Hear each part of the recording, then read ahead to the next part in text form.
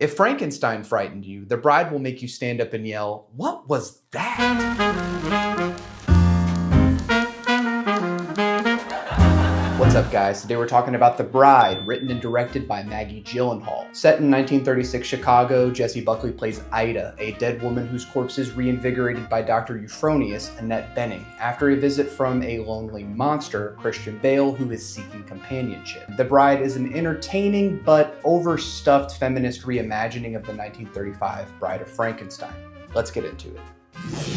With a title Lauren's heart would have hated, The Bride is full of wild swings, weird tones, and some admittedly cool moments. The problem is that the more refreshing ideas are bookended by topics that feel so overtly obvious, like banging you over the head feminism and Me Too iconography, that the film lacks any kind of subtlety. Pretty much opposite to The Bride in the 1935 film, this Bride talks a lot but doesn't spew as much substance. It is a very stylish movie and often visually appealing, and Gyllenhaal's directorial eye is strong. So while it's not the best movie, it is unique in the landscape of IP-fueled movies. Even if not incredibly effective, it's memorable. And the more I think on it, the more I love what it's doing. Author Mary Shelley being so involved in Gyllenhaal's adaptation is fascinating, essentially the framing device explaining why this story needed to be told. Because Wuthering Heights is still fresh in my mind, though I wish it weren't, this feels like the opposite end of Emerald Fennell's vision in that Gyllenhaal stayed fully committed to the bit. When Shelley's ghost possesses Buckley's Ida, it's done in a very interesting, if befuddling way, creating a bride that is seemingly schizophrenic. All of this imprints onto Buckley's performance to varying effects. Ida is openly sexual, flirtatious, and brazen. In an argument with two gangsters, she's flung down a flight of stairs, breaking her neck and her leg cracking after she flings accusations at the nasty Lupino, a local mafia boss. Enter Frank. A cinephile, he imagines himself on screen as Jake Gyllenhaal's Ronnie Reed. Through Reed, Frank is able to see a version of himself he's always wanted, yet he longs to dance with his better half under the bright lights. Christian Bale's performance of Frank is perfectly tender and raw throughout, and the character's design is gothic, punk, and hard-edged. Annette Bening's Dr. Cornelia Euphronius is delightful as the Dr. Frankenstein stand-in, notably cooler and more collective, but still living in a Castle Frankenstein-fashioned abode. The design of the bride is great to look at, Harley Quinn-esque, and the burnt orange dress was appealing along with the metal leg brace. The bile stain is effective too. Like Emma Stone in Poor Things, she longs to discover who she is and was, and more importantly, where to party. The tone of the movie is uneven. It's a movie that wants to be sexy, but rarely goes the distance in its sexuality.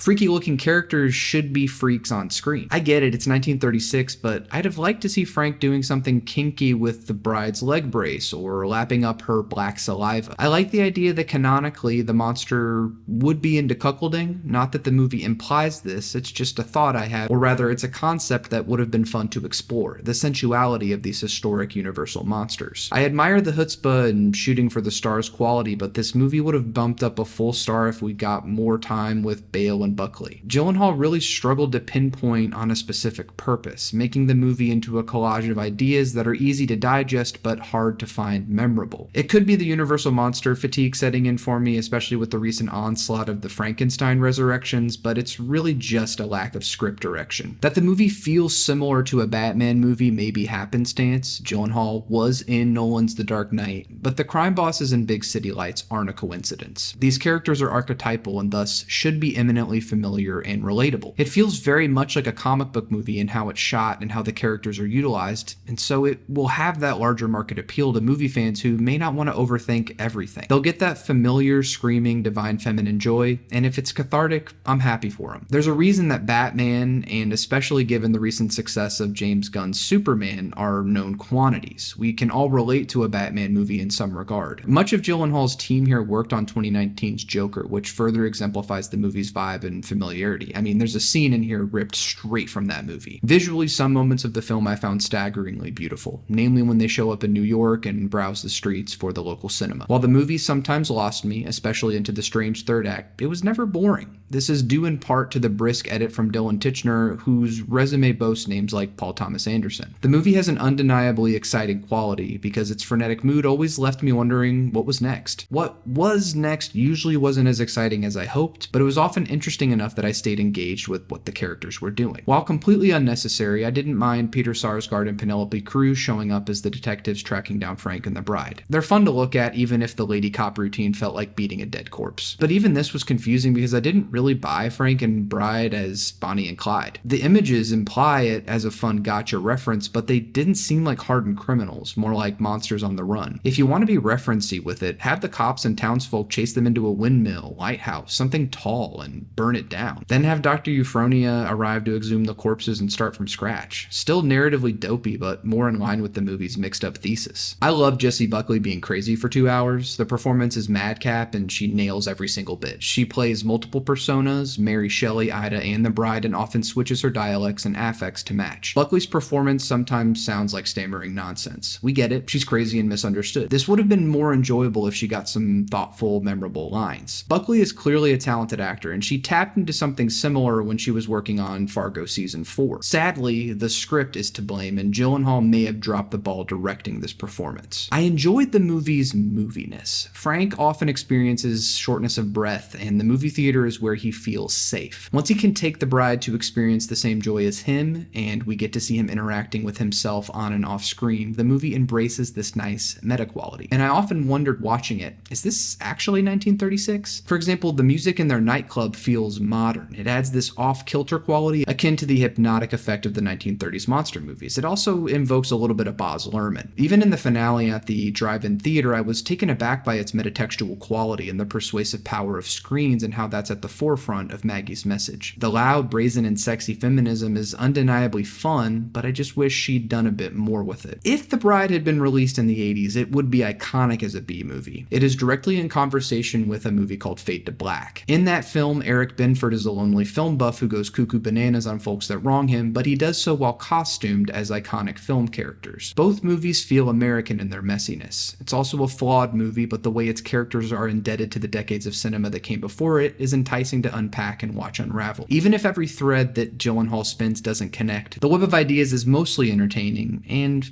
occasionally brilliant. Something about The Bride makes me think elder millennials and Gen X are going to eat this up, the ones that never got over Lydia Dietz and Bauhaus. I'm happy for those people. For me, this is a tonally difficult, bonkers wild swing from a competent director who tried to do too much instead of reining in its craziness. Luckily, it sports some great performances from Christian Bale and Jessie Buckley. But maybe the craziness is the point. Maybe Buckley's screaming, nonsensical bride is dynamite. Maybe that we're trying to make sense of this broken, continually defeated woman is actually what Maggie Gyllenhaal is trying to say, and that maybe, just maybe, if we use familiar comic book visuals, she can get the men and women of this country to finally take a step back and utter to themselves, geez, maybe we should finally listen to what these women have to say, instead of spending our time bombing a girls' school in Iran.